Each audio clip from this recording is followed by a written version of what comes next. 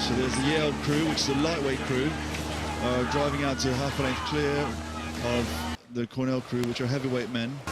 These two universities would not have raced each other because they're heavyweights and lightweights, and they wouldn't race each other in the US. Just explain to me, the Yale crew are lightweights, so they're racing around 11 stone, average weight 11.11, and the guys from Cornell University, over there on the top of your screen in red and white, they are an average weight of 14 stone 3.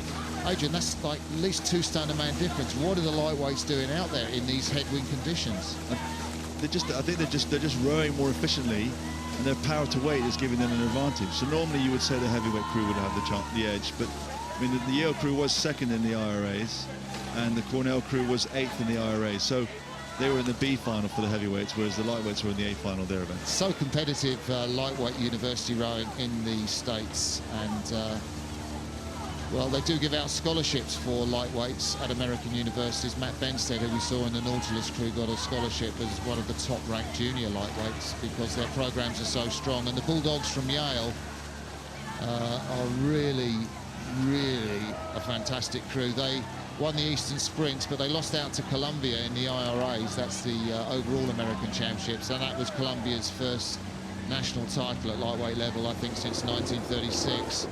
There's a good picture there of the Yale crew, and you can see really the level of aggression, the way they move their bodies. They're really aggressively pulling those bodies.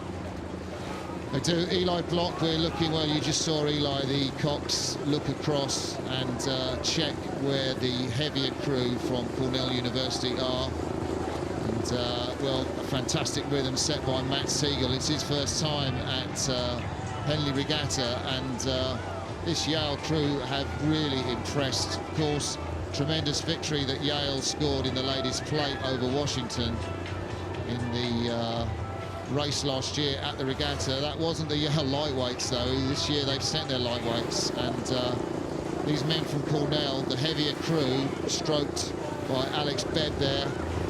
But Yale continue to impress, and really it's a smooth sweep, isn't it? I mean, it's great lightweight rowing, and I think they really just sweeping. They're unfussy. There's no attempt to power the boat through. It's just sweep beautifully. It's very dynamic, isn't it? Blade works clean, and the guys are very dynamic, moving together, and they're really getting dividends for that. Do you know the coach? Is it the coach of the Yale University, Andy Card, is going to love the replays of this, which you'll be able to watch on the YouTube channel.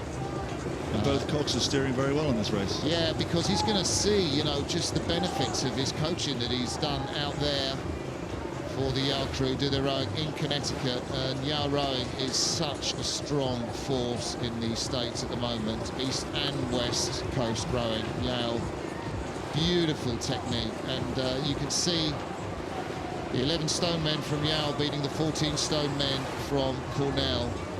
And looking at the cover of the crews again, like you were talking about in the Revenant, how much further are the men's crews travelling between strokes and the women's crews? And that's what gives them the speed, because the stroke rate, the women's stroke rate and the men's stroke rate will be very similar.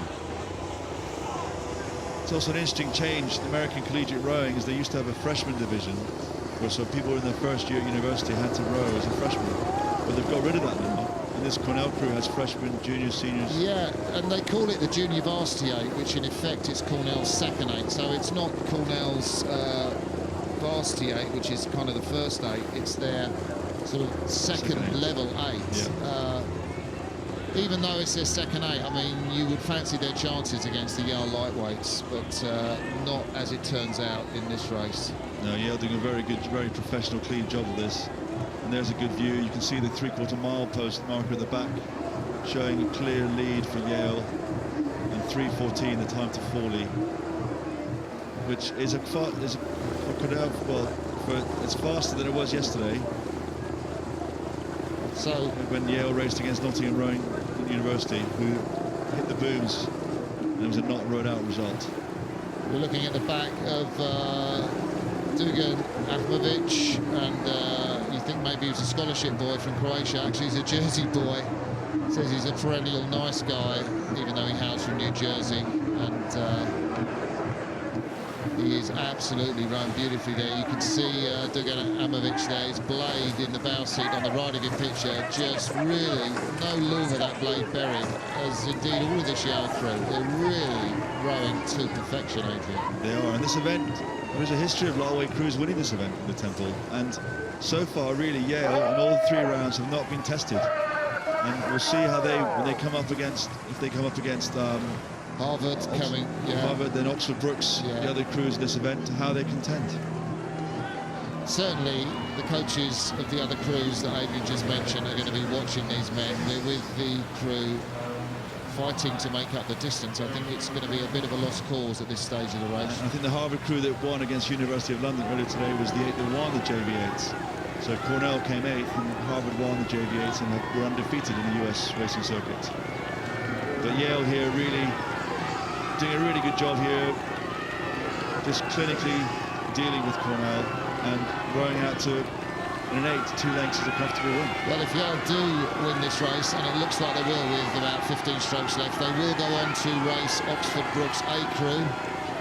And Oxford Brookes A crew won their race today to progress through to Saturday's semi-final of the Temple Challenge Cup.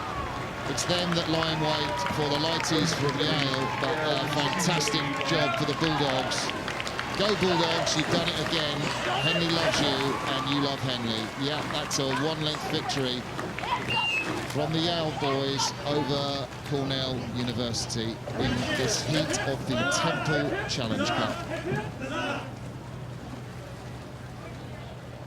Little huzzah cheer going on there. That was quite cute, I think. Not the hurrah, but that must be what they're used to back home. It's always amazing, isn't it? They've raced 2K, yet they've still got enough breath to cheer on the crew coming behind them. I know.